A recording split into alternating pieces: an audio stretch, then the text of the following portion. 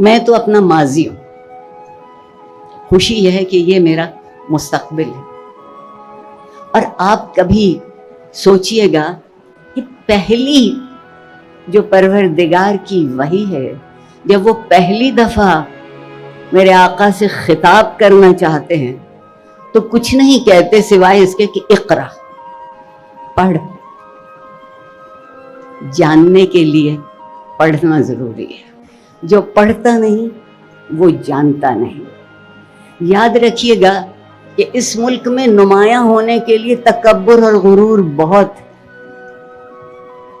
لیکن معاشرے میں جو چیز ثابت قدم بناتی ہے وہ عاجزی ہے، اور جو عاجز ہوتا ہے وہ خود کو کبھی مکمل نہیں جانتا۔ اور اس سے بڑی خوشی یہ ہے کہ دونوں طرف کے نمائندوں میں کوئی کمی نہیں تھی، ایک نسبت اور توازن موجود ہے، لڑکیوں میں بھی اور لڑکوں میں بھی۔ میں دھورا جی یوتھ سروس فاؤنڈیشن کو مبارکباد دیتی ہوں کہ انہوں نے لڑکیوں کی عقل ان کے ٹخنوں سے اوپر دیکھ لی، ورنہ تو تصور یہ ہے کہ ہماری عقل ٹخنوں میں ہے۔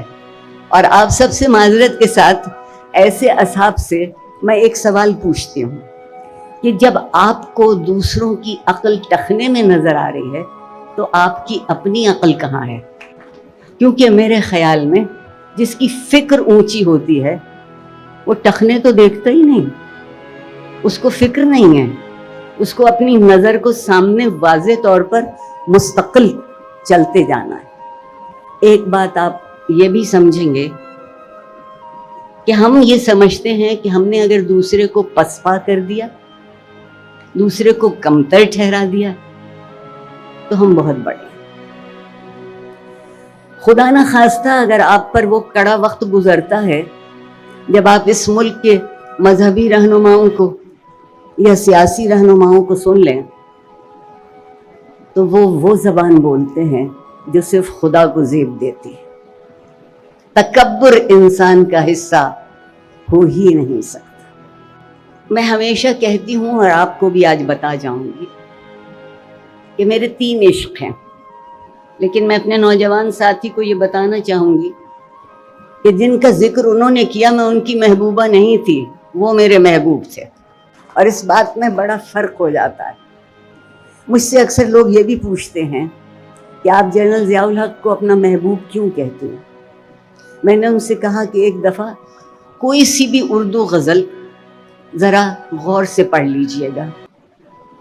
محبوب وہ ہے کہ جو کہے وہ کرتا نہیں، جو وعدہ کرے وہ پورا نہیں ہوتا، اسے اپنی زبان کا پاس نہیں ہوتا، اور وہ بہانے ڈھونڈنے میں ہمیشہ خدا کو درمیان میں لے آتا ہے۔ دیکھیے ہماری زبان بندی اس سے زیادہ کبھی کہیں نہیں جا سکتی جب آپ خدا کا حوالہ دینے لگیں، پھر ہم خاموش ہو جاتے ہیں، کیونکہ اگر اس بات کا جواب دیتے ہیں تو ان کے ہاتھ میں ایک بڑا زہریلا ہتھیار ہے جسے وہ بلاسفمی کہتے ہیں۔ کم علمی کی انتہا ہے۔ پہلی بات تو یہ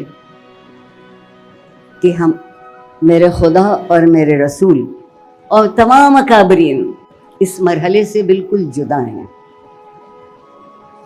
اور جو غلطی نہیں کر سکتا تکبر اسی کو زیبا ہوتا ہے، اور جو غلطی کر سکتا ہے اور کچھ نہیں کرتا ہے صرف تکبر کرتا ہے تو میں نے سنا ہے کہ خالی برتن گونجتے بہت۔ آج جو آپ کے درمیان آ کے ایک بات پتہ چلی، اور کس قدر صاحب دل، صاحب احساس اور صاحب استطاعت لوگ یہاں آتے رہے، مجھے ان کے چہرے کی نرمی سے ان کے ارادے کی پختگی نظر آتی تھی۔ ہم بیکار ہیں اگر یہ ہمارے دونوں ہاتھ کسی کے لیے بڑھتے نہیں۔ ہم نے کیا سوچا ہے کہ یہ ہاتھ صرف طلب کے لیے ہیں؟ میرا خیال ہے کہ یہ ہاتھ صرف دینے کے لیے ہے۔ کچھ بھی دے دیجئے، ایک اچھی بات کہہ دیجئے۔ میرے آقا نے کہا تھا کہ اگر تم کسی کے لیے کچھ نہ کر سکو تو مسکرا کے دیکھ لیا کرو، یہ بھی احسان ہے۔ ہم اتنا چھوٹا سا احسان بھی نہیں کر سکتے۔ اور میری ایک اور گستاخی، آپ پڑھے لکھے لوگ معاف کیجیے گا، کہ جو ہمارے بزوں میں خود بہت بڑے لوگ ہیں، وہ ایک دوسرے سے وہ سوال کرتے ہیں جو خدا ہم سے کرے گا۔ تمہارا مذہب کون سا ہے؟ تمہارا عقیدہ کیا ہے؟ تم نماز کیسے پڑھتے ہو؟ شلوار کی لمبائی کتنی ہے؟